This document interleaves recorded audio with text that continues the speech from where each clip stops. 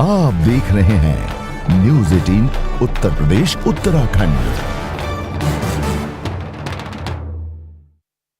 बड़ी खबर की बात करें, श्री कृष्ण जन्मभूमि से जुड़ी बड़ी खबर आ रही है। मस्जिद कमेटी को सुप्रीम कोर्ट से झटका लगा है। हाई कोर्ट के आदेश पर रोक लगाने से सुप्रीम कोर्ट का इंकार। हाई कोर्ट के फैसले के खिलाफ सुप्रीम कोर्ट पहुंचा था मुस्लिम पक्ष। याचिका में इलाहाबाद हाई कोर्ट के फैसले को चुनौती दी गई थी। हाई कोर्ट ने हिंदू पक्ष की 18 याचिकाओं को सुनवाई योग्य माना था। सुप्रीम कोर्ट ने मस्जिद कमेटी की याचिका पर जवाब मांगा। सुप्रीम कोर्ट ने नोटिस जारी कर हाई कोर्ट से जवाब तलब किया है। 4 नवंबर को अगली सुनवाई होगी। तो बड़ी खबर इस वक्त बता रहे हैं, हिंदुओं की याचिकाओं को वैध माना था। श्री कृष्ण जन्मभूमि से जुड़ी बड़ी खबर इस वक्त हम आपको बता रहे हैं। मस्जिद कमेटी को सुप्रीम कोर्ट से झटका लगा है।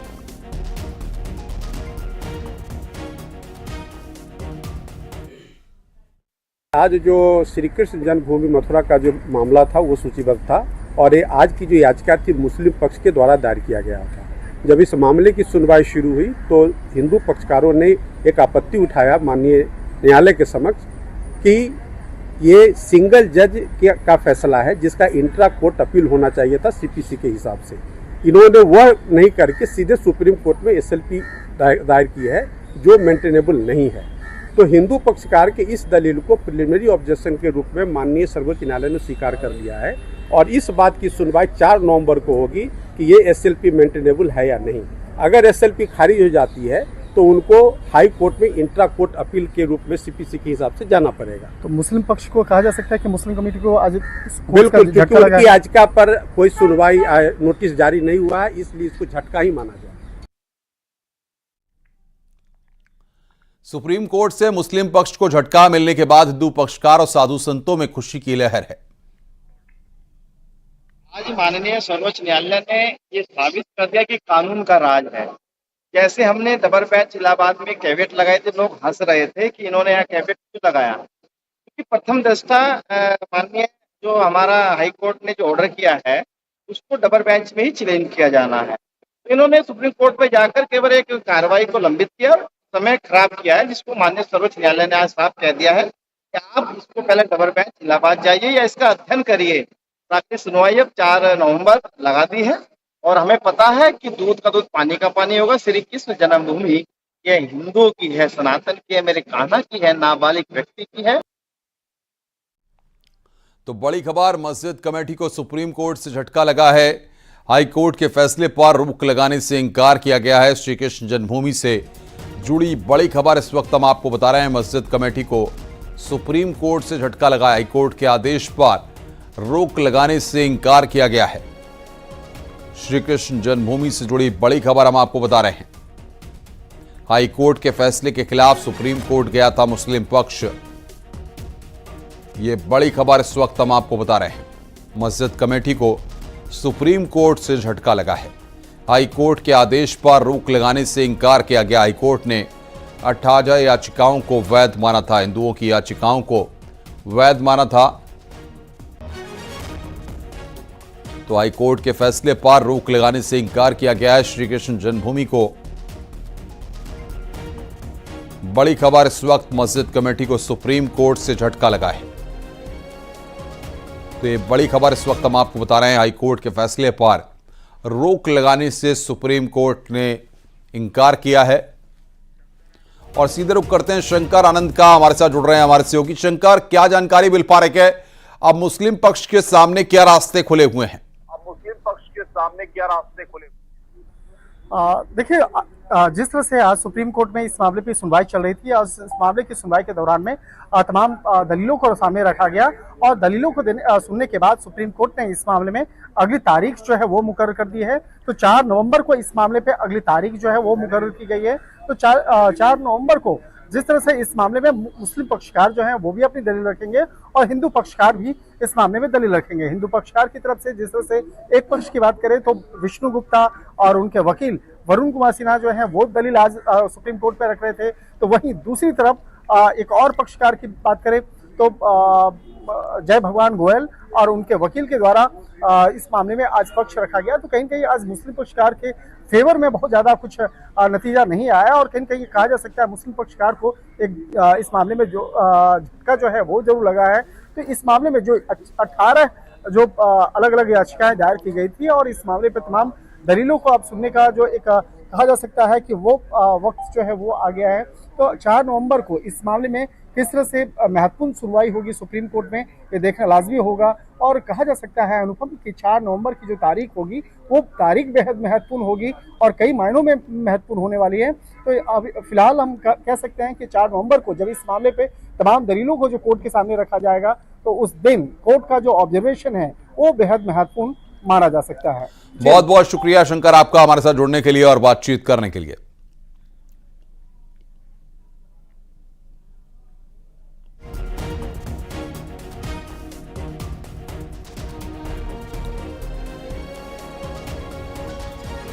तो हिंदुओं की याचिकाओं को वैध माना गया था हाईकोर्ट के फैसले पर रोक लगाने से सुप्रीम कोर्ट ने। और नितिन गौतम हमारे संवाददाता हमारे साथ मथुरा से जुड़ गए हैं। नितिन, क्या रिएक्शन मिल रहे हैं जिस तरीके से सुप्रीम कोर्ट ने रोक लगाने से इंकार कर दिया है? पक्षकार और साधु संत कितने खुश हैं? साधु संत साधु से तनात नहीं है, उनमें एक हर्षी लहर है। साथ ही जो याचिकाकर्ता है उन्होंने कहा जो हर्ष जाहिर किया और कहा है कि आज ऐसा लगता है कि कानून जिंदा है, जिसके चलते आज उनको एक बार फिर विजय की ओर उनकी जो गाड़ी है वो उनकी तरफ विजय की तरफ जाती हुई दिखाई दे रही है। क्योंकि मुस्लिम पक्ष लगातार इस बात की बात कर रहा था कि 7-11 के चलते मामले जो है पोषणीय नहीं है और उनकी सुनवाई नहीं हो सकती। इसी के चलते उन्होंने जो है सुप्रीम कोर्ट का दरवाजा खटखटाया था और दरवाजा खटखटाने के बाद आज सुप्रीम कोर्ट ने जो फैसला दिया उसके बाद हिंदू पक्ष काफी खुशी में, क्योंकि अदालत ने साफ कहा है कि ये सिंगल बेंच का आदेश है और इसके लिए आपको हाई कोर्ट जाना पड़ेगा। यहाँ डबल बेंच है और उसके बाद आप सुप्रीम कोर्ट आ सकते हैं। तो लिहाजा जो हिंदू पक्षकार है उन्होंने सुप्रीम कोर्ट में इस मामले को लेकर भी कैविट दाखिल कर रखी है और अब वहां पर देखना होगा कि जो डबल बेंच है हाई कोर्ट में वो क्या फैसला करती है और क्या सुनवाई करती है। जी बहुत बहुत शुक्रिया आपका हमारे साथ जुड़ने के लिए और बातचीत करने के लिए। आगे बढ़ते हैं। अखिलेश यादव पर भूपेंद्र चौधरी का पलटवार, मठ मंदिरों का अपमान कर रहे हैं अखिलेश। आस्था के विरोध कर रही है समाजवादी पार्टी। एसपी ने साधु संतों का विरोध किया, कार सेवकों पर गोली चलवाई। एसपी के चरित्र को सब जानते हैं। तो ये यहां पर बड़ी खबर हम आपको बता रहे हैं। यूपी बीजेपी के अध्यक्ष भूपेंद्र चौधरी ने हमला किया है। बयान पूरे परिप्रेक्ष्य में आप देखें, समाजवादी पार्टी हमेशा मठ मंदिरों के प्रति, हमारे साधु संतों के प्रति, देव स्थानों के प्रति और हमारी जो आस्था है, हमारी परंपरा है, समाजवादी पार्टी उसकी हमेशा विरोधी रही है। आप देखेंगे सन 90 में किस प्रकार से कार सेवकों पर गोली चलवाकर अयोध्या में नरसंहार करने का काम समाजवादी पार्टी की सरकार में हुआ है। तो समाजवादी पार्टी के चरित्र को सब लोग जानते हैं और आज वो जो उनका बयान है वो कहीं ना कहीं उनकी मानसिकता को प्रदर्शित करता है। डिप्टी सीएम ब्रजेश पाठक का अखिलेश यादव पर निशाना। अपने समय को याद करें। अखिलेश यादव एसपी सरकार में अपराध का बोलबाला था। मकान दुकान पर लूट होती थी, ये बात कही है। डिप्टी सीएम ब्रजेश पाठक ने यहां पर निशाना साधा है। देखिए, समाजवादी पार्टी अपने दिनों को याद करे, अपने जब सत्ता में थे उन दिनों को याद करे। पूरी तरह से अपराध भ्रष्टाचार का बोलबाला था, भाई भतीजावाद था, मकान दुकान प्रॉपर्टी सरकारी ठेकों पर खुलेआम लूट हो रही थी और समाजवादी पार्टी को प्रदेश की जनता अच्छी तरह समझती है। आने वाले समय में आपको परिणाम पता चल जाएगा। बीजेपी प्रदेश महामंत्री का अखिलेश पर हमला। बीजेपी प्रदेश महामंत्री संजय राय ने किया हमला। कभी भगवान राम के दर्शन करने गए, कब श्री कृष्ण के दर्शन करने गए। हिंदू समाज का अपमान कर रहे हैं, साधु संतों का अपमान करते हैं अखिलेश। पुराना इतिहास है, बताएं अखिलेश जी कि कभी वो जो है कि भगवान कृष्ण का दर्शन करने जाते हों, कभी भगवान राम का जो है राम जन्मभूमि पर दर्शन करने जाते हों। बिल्कुल नहीं जाते हैं, क्योंकि ये लोग रोजा इफ्तार में तो जाते हैं।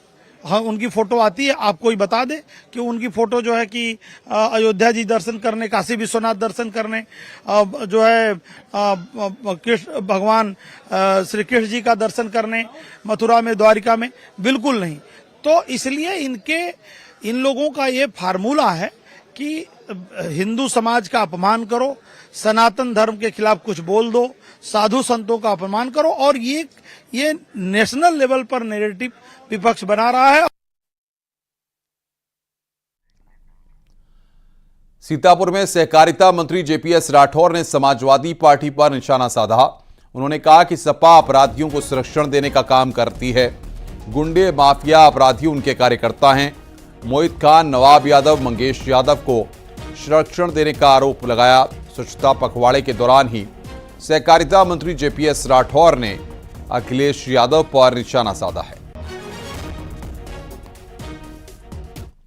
देखिए, वो लगातार अपराधियों को संरक्षण देने का काम समाजवादी पार्टी ने सदैव किया है, और वही गुंडे अपराधी माफिया ही उनके कार्यकर्ता हैं। कोई आम व्यक्ति, अच्छा व्यक्ति उनका कार्यकर्ता बन ही नहीं सकता, क्योंकि अगर बाई चांस धोखे से चला जाता है तो वो लोग उसको रहने नहीं देते, धकिया के बाहर कर देते हैं पार्टी से। तो जिस तरह से उन्होंने मोहित खान का उन्होंने संरक्षण करने का काम किया, जिस तरीके से नवाब यादव का उन्होंने संरक्षण करने का काम किया, मंगेश यादव का भी उसी तरीके से संरक्षण कर रहे हैं। तो ऐसे अपराधी माफियाओं के लिए धरती पर कोई जगह नहीं। जो हुआ बिल्कुल उचित हुआ है, और अखिलेश यादव जी को इस प्रकार से वो आज उनको वहाँ जाने की फुर्सत किसी को नहीं है अयोध्या में प्रभु श्री राम के दर्शन करने के लिए। वो मंगेश यादव जैसे अपराधी के घर पर जाएंगे, उस बालिका के घर पर जाने की किसी को फुर्सत नहीं। वहीं पर्यटन मंत्री जयवीर सिंह का अखिलेश पर हमला। अखिलेश हताश निराश हैं। उन्हीं के चहेते अपराध में शामिल मिलते हैं। यूपी की जनता सब जानती है। समझता हूं कि अखिलेश जी और इंडी गठबंधन के लोग आज हताश हैं, निराश हैं, और हताशा और निराशा में कुछ भी बोलना है। आखिर उत्तर प्रदेश में जहाँ जहाँ अपराध होते हैं उन्हीं के चहेते लोग क्यों उनमें इन्वॉल्व निकलते हैं। उनके चहेते लोग ही, चाहे अयोध्या की घटना हो, कन्नौज की घटना हो, सुल्तानपुर की घटना हो, उन्हीं के इर्द गिर्द के शागिर्द लोग ही इन्वॉल्व क्यों होते हैं। इसका मतलब साफ है, जो उत्तर प्रदेश की जनता ने 12 से 17 के बीच महसूस भी किया और उसको झेला है, भुगता है। और उसी समय उत्तर प्रदेश के लोगों ने एक नारा दिया था कि जितना बड़ा अपराधी उतना बड़ा समाजवादी।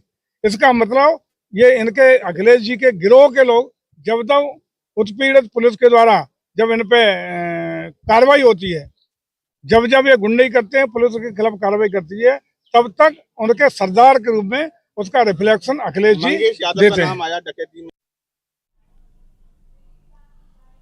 लखनऊ से खबर है, जहां पर बर्लिंगटन चौराहे के पास विधायक निवास ओसीआर बिल्डिंग परिसर में अज्ञात युवक का शव मिलने से सनसनी मच गई। सूचना पर पहुंची पुलिस ने शव को कब्जे में लिया है और पोस्टमार्टम के लिए भेज दिया। पुलिस आसपास के सीसीटीवी खंगाल रही है। थाना हुसैनगंज क्षेत्र के विधायक निवास की घटना है। देखिए, थाना हुसैनगंज क्षेत्र में यहाँ पर प्रेमाइसिस के अंदर एक बॉडी होने की सूचना प्राप्त हुई थी, जिसमें स्थानीय पुलिस, पीआरबी आदि यहाँ पर पहुँच करके उसको हॉस्पिटल ले जाया गया। तो वहाँ पे उनको मृत घोषित किया गया। बॉडी की अभी शिनाख्त नहीं हो पाई है। कुछ ज़ाहिरा चोटें दिखाई दे रही हैं। किसी भी घटना होने से हम लोग अभी इनकार नहीं कर रहे हैं। इसमें बॉडी की शिनाख्त का प्रयास किया जा रहा है और इसमें हम सभी लोग यहाँ पर इन्वेस्टिगेशन में लगे हुए हैं। जैसे कि और सूचना प्राप्त होती है। और बातचीत करने के लिए ऋषभ मणि त्रिपाठी हमारे संवाददाता हमारे साथ फोन लाइन पर जुड़ रहे हैं। ऋषभ, किसका शव है? कहां से विधायक के आवास के अंदर ये शव पहुंचता है? क्या घटना हुई है? क्या इन तमाम सवालों के जवाब मिल पा रहे हैं? अनुपम, देखिए, कल देर रात बर्लिंगटन चौराहे के पास एक बहुमंजिला इमारत है, विधायक निवास जिसे कहते हैं, ओसीआर, उसी परिसर में ये शव मिला है। 30 से 35 बरस के बीच में इसकी उम्र है करीब, और बरमूडा और टी शर्ट पहने हुए है। उसके पास से कोई मोबाइल, पर्स वगैरह भी बरामद नहीं हुए हैं। छोटी मोटी चोटें उसके शरीर में है, कोहनी पे, कलाई पर और कंधे पर भी कुछ ऐसे घसीटे जाने जैसे निशान हैं। तो फिलहाल पुलिस उसकी शिनाख्त में जुटी हुई है। पुलिस को एक सीसीटीवी फुटेज भी मिला है, जिसमें रात को 10:55 पर वो ओसीआर बिल्डिंग में दाखिल होते हुए दिख रहा है। ये जानने की कोशिश की जा रही है कि यहाँ जो अधिकारी विधायकों के फ्लैट है उनमें कहीं किसी में कुछ नौकर जैसा, घरेलू नौकर जैसा है, काम तो नहीं करता, या पीछे एक बस्ती वहाँ रहने वाला तो नहीं था। तो तमाम लोगों से पूछताछ चल रही है, लेकिन जिस अवस्था में शव मिला है उसको जरूर संदिग्ध कहा जाएगा। कुछ ज्यादा खून भी वहां नहीं था, इससे इस बात से इनकार हो रहा है कि बिल्डिंग के ऊपर से गिरा होगा। ये भी शक जताया जा रहा है कि कहीं उसके साथ कोई और हादसा किया गया, उसको मार के उसका शव यहाँ पर फेंका गया है। तो ऐसे तमाम सवाल हैं जिनके जवाब को तलाश रही है लखनऊ पुलिस। जब तक शिनाख्त नहीं हो जाती तब तक कुछ भी कहना जल्दबाजी होगी। आप बने रहिए ऋषभ हमारे साथ। और इस बीच बड़ी खबर आ रही है, पुलिस हिरासत में एसपी एमएलए का बेटा। ये बड़ी खबर सूत्रों के हवाले से बड़ी खबर आ रही है। भदोई से एसपी एमएलए के बेटे से पूछताछ। सूत्रों के हवाले से बड़ी खबर, समाजवादी पार्टी के विधायक जाहिद बेग के बेटे को भदोई पुलिस ने हिरासत में लिया है। लखनऊ से हिरासत में लेकर पूछताछ हो रही है। भदोई से समाजवादी पार्टी के विधायक हैं जाहिद बेग। जाहिद बेग के घर में नौकरानी ने की थी आत्महत्या। विधायक और उनकी पत्नी पर दर्ज है आत्महत्या के लिए उकसाने, बंधक बनाने का मामला। विधायक जाहिद बेग और उनकी पत्नी घटना के बाद से फरार हैं। ऋषभ मणि बातचीत करने के लिए हमारे संवाददाता हमारे साथ फोन लाइन पर जुड़ रहे हैं। ऋषभ, क्या निकलकर अब तक सामने आया है? देखिए, भदोई का ये चर्चित मामला है, प्रदेश लेवल का चर्चित मामला है। समाजवादी पार्टी के विधायक जाहिद बेग के घर में उनकी घरेलू नौकरानी जो नाबालिग थी उसका शव मिला था। आत्महत्या की बात सामने आई थी, जिसके बाद जाहिद बेग और उनकी पत्नी के खिलाफ गंभीर धाराओं में एफआईआर दर्ज हुई थी। एफआईआर दर्ज होने के बाद से जाहिद बेग और उनकी पत्नी फरार चल रहे थे। अभी लखनऊ पुलिस के सोर्सेज ने कंफर्म किया है कि राजधानी लखनऊ से ही जाहिद बेग के बेटे को भदोई पुलिस ने हिरासत में लिया, उससे पूछताछ की जा रही है। ऐसा बताया जा रहा है कि उनके माता पिता के बारे में, उन्हीं के मुतल्लिक उससे पूछताछ की जा रही है, क्योंकि जाहिद बेग के खिलाफ गंभीर धाराओं में एफआईआर दर्ज हुई है, जिसमें ह्यूमन ट्रैफिकिंग का भी मामला लगा हुआ है, आत्महत्या के लिए उकसाने का भी मामला है, बंधक बनाने का भी मामला है। लिहाजा जाहिद बेग की तलाश सरगर्मी से पुलिस कर रही है और उसी के मुतल्लिक पूछताछ की जा रही है, ऐसा सोर्सेस कंफर्म करता है। ऋषभ, बहुत बहुत शुक्रिया आपका। नजर बना के रखिए, आगे भी हम आपसे अपडेट लेंगे।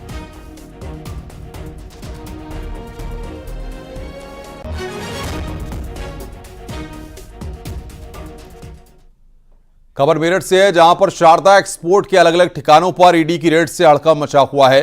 ईडी लखनऊ की टीम की रेड से हड़कंप मचा हुआ है। साकेत, रेलवे रोड और पड़तापुर में छानबीन जारी है। देश के सबसे बड़े एक्सपोर्टर में शुमार है शारदा एक्सपोर्ट।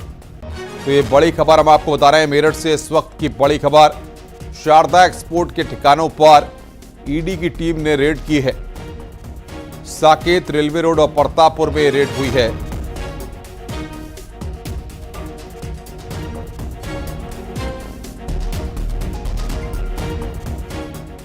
नोएडा से खबर है, जहां पर जिला अस्पताल में सीसीटीवी पर सर्जन टेप लगवाते दिखाई दिए। वीडियो वायरल होने पर शासन ने फुटेज मांगी है और डॉक्टरों के नाम भी मांगे हैं। 21 मई 2024 की सीसीटीवी फुटेज मंगाई जा रही है। दरअसल एक सीसीटीवी पर टेप लगवाई गई, जबकि दूसरे कैमरे में करतूत कैद हो गई। टेप लगाते हुए वीडियो वायरल हुआ है।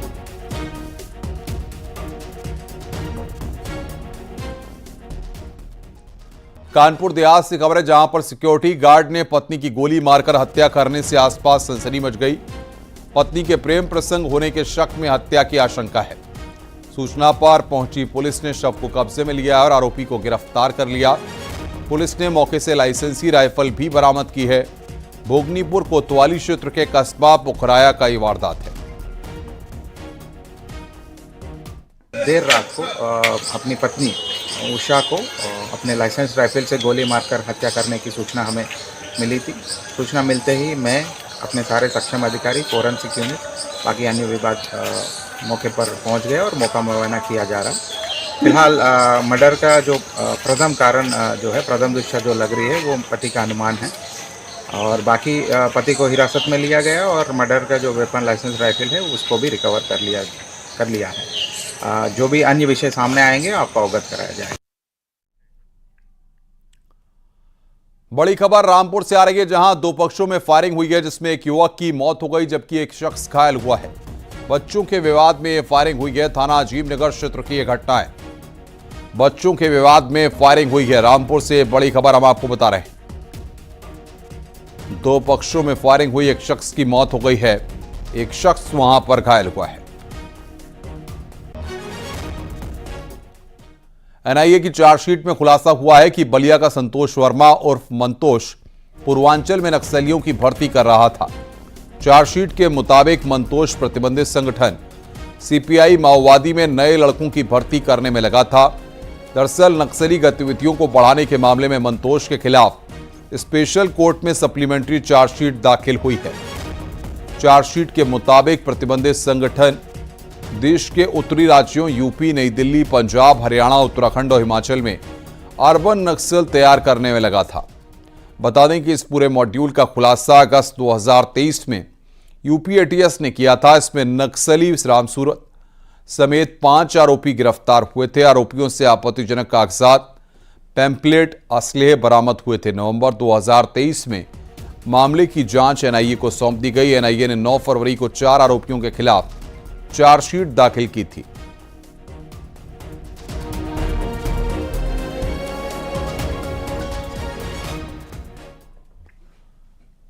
पीएम मोदी के जन्मदिन के मौके पर सीएम योगी ने आज केक काटा है। बाबा विश्वनाथ मंदिर में सीएम योगी ने पीएम मोदी के जन्मदिन पर 74 किलो का लड्डू वाला केक काटा है। केक को काटने के बाद उसे प्रसाद स्वरूप लोगों को बांटा गया। इसके बाद मंदिर में विशाल हवन पूजन किया गया। तो सीएम ने यहां पर केक काटा है, 74 किलो का केक। प्रधानमंत्री के जन्मदिन पर यह केक काटा गया है। ये तस्वीर हम आपको दिखा रहे हैं, 74 किलो का केक काटा गया है। मंदिर में विशाल हवन पूजन भी मुख्यमंत्री के द्वारा किया गया। एक्सक्लूसिव तस्वीर इस वक्त हम आपको दिखा रहे हैं। सीएम योगी ने 74 किलो का केक काटा है। पीएम मोदी के जन्मदिन के मौके पर 74 किलो का केक काटा गया।